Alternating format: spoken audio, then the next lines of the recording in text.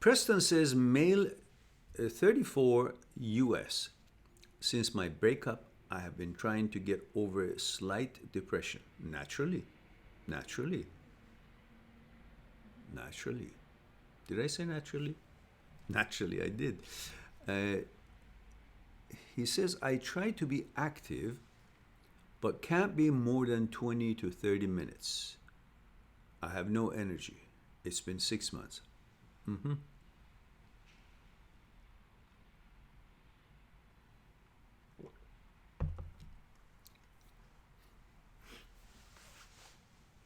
If you have a farm and you have one of these old style of water pumps sitting on the ground or sitting on top of a well, I don't know, you've seen it on movies that it's got a handle and you got to bring the handle up and down many times and to get some water. And often, no matter how many times you do, there's no water. It takes forever, if it comes at all. Two-part question to you. The pump that is sitting on top of a well, does that mean that the pump is going to pour water on its own? Naturally, you say no, because there's a mechanism there. Something has to happen. A mechanical process should happen for it to do what it's designed for, to produce water, to bring the water up to that level and then pour it out, right? So you say, I have no energy. And I can, I try to be active, but I can't be more than 20 or 30 minutes. Well, I'm surprised you can even be active 20 and 30 minutes because you're not doing anything. You're not moving the handle. You're just sitting there, just like if you would be sitting looking at the pump and hoping that the pump would naturally bring the water out because there is water underneath in the well. Just because it's sitting on a water well doesn't mean it's going to pour out the water itself. Just because you are alive doesn't mean you're going to have energy unless you constantly want to create energy. Now, the second part of the question is that means you can't be sitting around and not be active and hoping that activity, energy for activity, would actually flow through you. You need to do something, and this movement makes that pump that each one of us have in our lives functional. Because the whole environment that we're living in, sitting on, is universe. Universe has energy running from one end of it to the other end of it in all directions. Up, down, right, left, front and back, and all in between. One end of the universe to the other end of the universe. From there to there, from there to there, from there to there, from there to there, from all over. So, once you start thinking about this energy, calling it in by the way of the meditation that I've explained in my book, Me, My Psyche, and I, explains to you exactly how meditation is, you are actually activating the pump that brings energy to all of us. Because if you're not aware of something, it's like eyesight. Things are there, but as long as you don't open your eyes, you cannot see it just because you have eyes. You must put it to work. Train it on what you want to see. Energy is there, abundance in the universe. But unless you become aware of it, focus on it, allow it, want it, command it to come into you by thoughts and by action, it will be like the pump sitting there on water well, but no water coming because nobody is pressing the handle. So, pressing the handle for you is thinking, learning about how to encourage energy flow into you by looking at that meditation chapter that I have, elaborate meditation chapter on the book Me, My Psyche, and I, I don't know what chapter it is, 42 or whatever. And second, by creating physical activity. So the idea that energy is available, abundance in the world, in the universe, it should be first and foremost in your mind, that you shouldn't worry about where's the energy. The energy is there. But you're not seeing it because you're not focusing on its existence. Like what we said, there are things there, but if you don't open your eyes, you can't see it, even though you have eyes. That's one. Second is you got to start moving that handle, meaning you got to start taking the steps, doing things like that 20, 30 minutes that you say, you got to do more. If you say, I can only do 20, 30 minutes, then that's what you can do because your mind moves the body. You say, I can, you can. If you say, I can't, I can't. Put your hand on your shoulder or your knees and say, this hand is glued on my shoulder, 100%. It's just glued one piece, glued with the strongest glue. I cannot take it apart. It's stuck to my chest. It's there. And there is no way I can take it out. It's like cement. It's one piece stuck with glue. As long as you think that way, you're not trying to take your hand off. It's stuck. It's like glue. It's one piece. I can't take it off because my mind says to me, it's stuck. It's one piece. You can't take it off. But as soon as I say to my mind, command that it can, I can. Mind moves the body. So when you say, I'm depressed, in fact, and you say, that means I don't want to move. So when your mind says to your body, I don't want to move, your body says, okay, you're the computer, you're the control center. So unless you start moving the handle of the pump, there would be no water coming out, no matter what kind of energy is around you. So number one, learn how to recognize and focus on the existence and presence of the energy that you are submerged in it. Become aware of this energy. And don't be like a fish that's swimming in the water, but is not aware that it's swimming in the water. It's just oblivious. It just lives, swims. But he's not conscious that it's swimming in the water. It's just swimming. Now I want you to be conscious that you're swimming in energy. Energy is abundance. Why? Because look at everything that is going around you. The trees, the flowers, the wind, the oxygen. Every one of these things that is going around you and make things work, grow, develop, change. Sunshine, nighttime, moonlight. All of these because of energy. So it's an evidence that energy exists. Become aware of it. There is no shortage of energy. And you are connected to this energy. You must understand that. Why you're connected to this energy? Whether you want it or not, you're part of it. First of all, because you're part of this universe. And this universe is all about energy. Every ingredient of it, every fragment of it is made out of energy. Everything is made out of energy. So you can't be separated from that. And that energy runs from one end of the universe to the other end of the universe. And you are part of that pathway that universe is crossing. It passes through you in order to get somewhere else. Now it's up to you to harness it when it passes through you, express your positivity to it, use it for what you want to do or not. So you should become aware of the existence and abundance of the energy. And you can increase that knowledge and ability to bring more flow to you by the meditation that I've discussed in the book, Me, My Psyche, and I. Now, the other thing is that you need to start pushing the handle, the pump, which means you got to get activity as part of your regimen.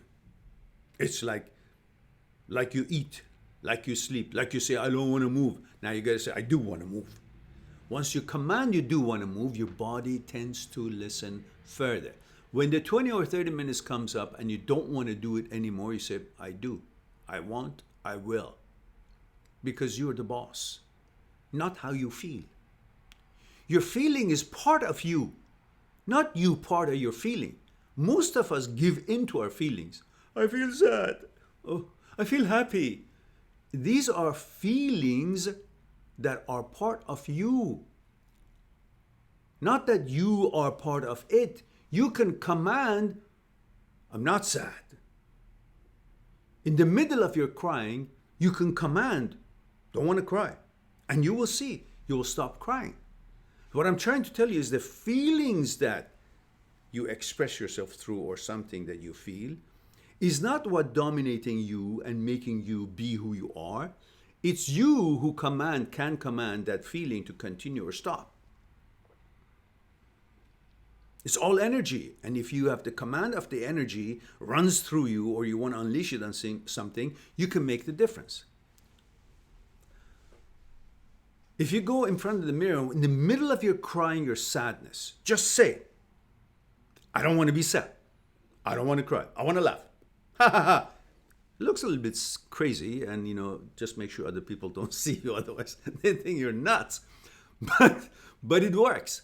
It shows you are in control. Now,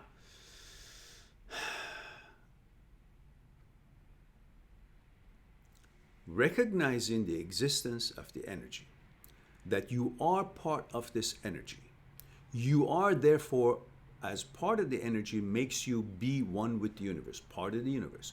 You're connected to the universe. Universe being the humongous power, therefore you are, in turn, connected to the mother nature, to the humongous power, unlimited power. You're connected to the universe. Universe's energy is unlimited. You're connected to it. So there's always abundance of energy at your disposal if you recognize it.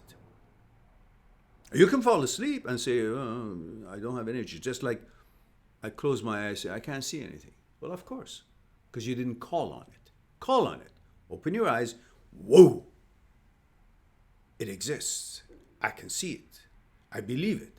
So you must believe that you are part of the totality of the universe. Universe being abundant in energy, you're made of energy like anything else in this world. You're connected to the energy source, the universe. So there is no shortage of energy, number one. Through meditation, encourage this flow of energy that is naturally flowing from one end of the universe to the other end of the universe, to learn how to bring it to focus and to concentration. To learn how to be able to unleash it or control it. It's all explained in that chapter of meditation.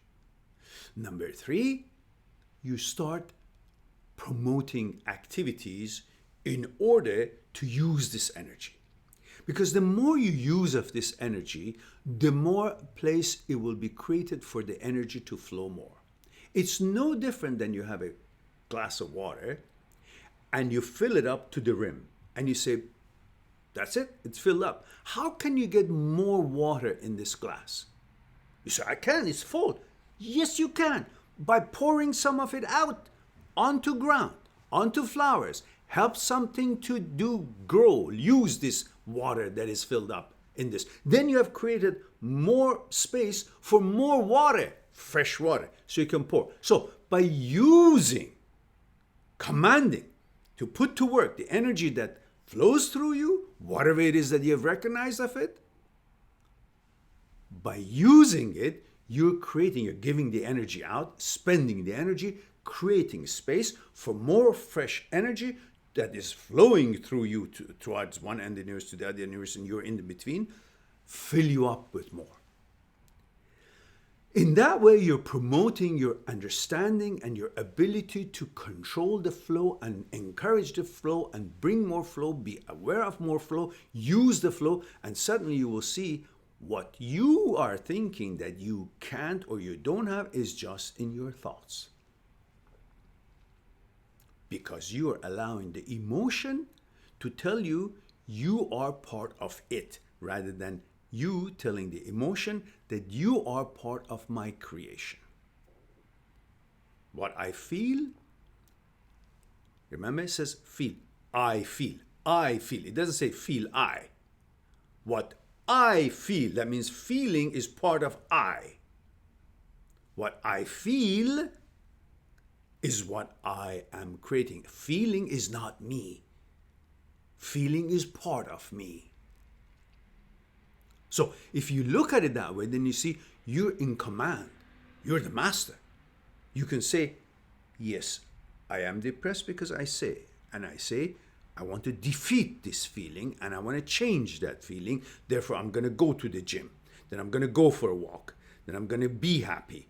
Why? Because I'm going to understand that the opportunities or whatever it is that I had and I don't have now is not limited to that what I had. There's a lot more opportunities, same or better, out there for me to find. It's like saying somebody found a piece of gold. Say that's all the gold there is. No, you look other places, other mountains, other mines, there are more to be found.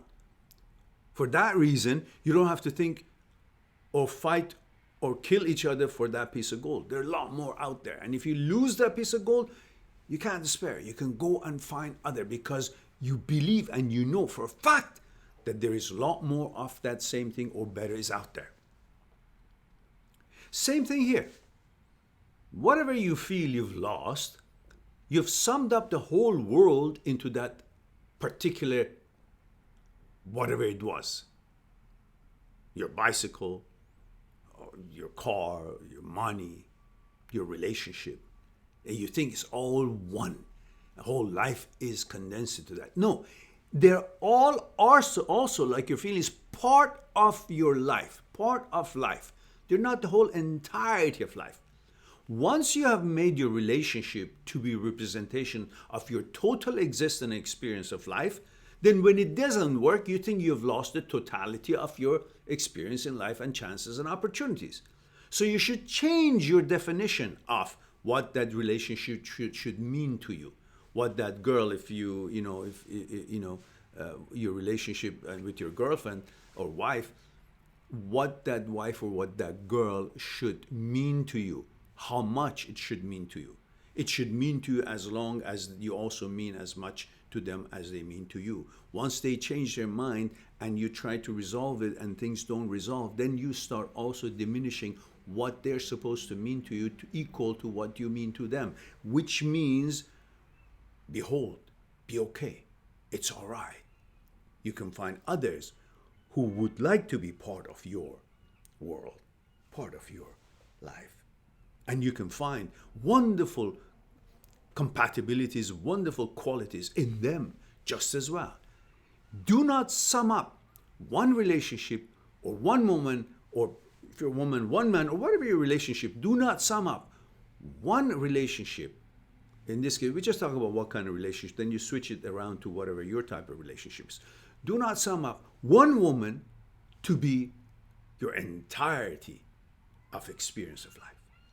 One relationship to be the whole experience of life. It's a fragment of life. Relationship is part of life, part of your experience, not the whole entirety of your experience. So if it doesn't work, it doesn't work. No big deal. What do you do with a car that doesn't work? Well, you try to fix it. If it didn't fix, what do? You go get another car. What can you do? You can't sit there, okay, I'm going to walk the rest of my life. I'm just going to sit there and not go anywhere. Why? Because this car used to be good and used to be wonderful, but it just doesn't, doesn't. What? Okay, so it doesn't. You move on. The whole idea of life is moving. If something doesn't want to move in tandem with you, well, that means okay. But doesn't mean you should also stop from moving. You should continue. Because life is about continuation. Life is about movement. You stop movement, you stop life. So you have stopped your movement. You have stopped to recognizing that life is not summed up in that relationship that you were in. And because you summed it up, you think there's nothing else in existence. Because you, in your mind, you thought nothing else other than this can measure up, can do you justice. And you believed your thought. And the question would be, why do we believe our thoughts? So,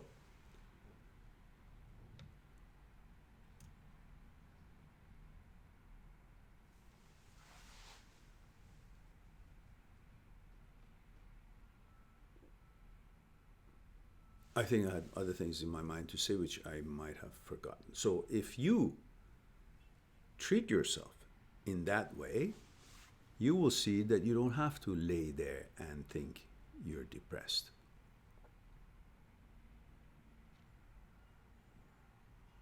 I do understand how difficult it can be because you have allowed it to become fact. Often, thoughts replace actuality.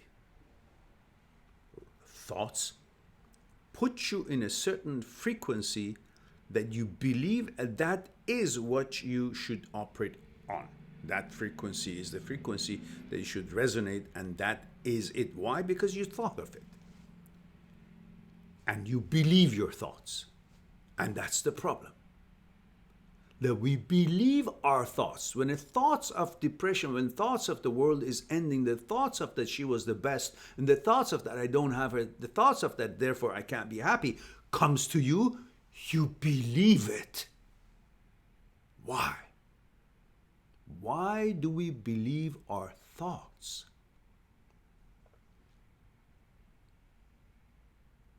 Our thoughts, us,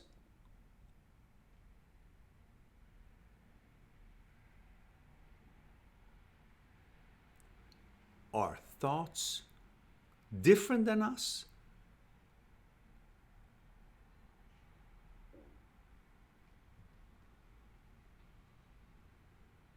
Is thought and me separate? Is thought better than me? Is thought wiser than me?